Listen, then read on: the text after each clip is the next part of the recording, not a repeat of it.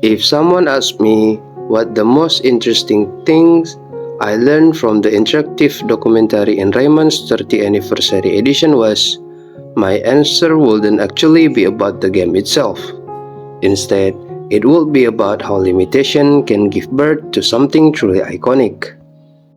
One of the facts that left the strongest impression on me was the reason why Rayman doesn't have connected arms, legs, or a neck. For the longest time, I assumed it was simply an artistic decision from the beginning.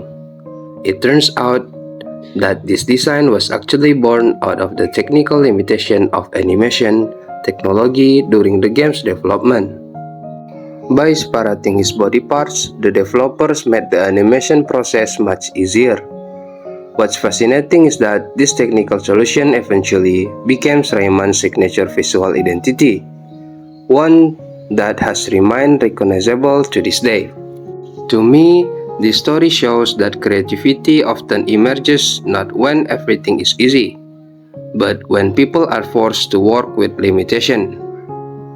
Many assume that iconic characters are always the result of carefully planned artistic vision.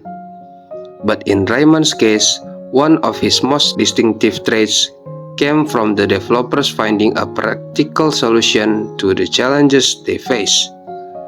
Beyond that, seeing the concept art, design documents, and interviews with the developers made me realize that every great game goes through a long and evolving creative process. Ideas change, design are reversed, and even small decisions can end up shaping the identity of an entire game. As a player, we usually only experience the finished product without ever seeing the journey behind the scene.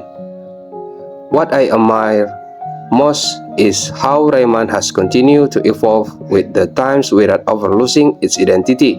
In my opinion, maintaining that balance for 3 decades is no small achievement. After watching this documentary, I came away with a much deeper appreciation for Rayman's not just as fun platforming game, but as proof that creativity, a willingness to experiment, and the ability to adapt are what allow a franchise to endure for 30 years. It made me see Rayman from an entirely different perspective, not simply as the limitless character I grew up with, but as the result of a long journey of developers who continuously innovated while staying true to the franchise identity.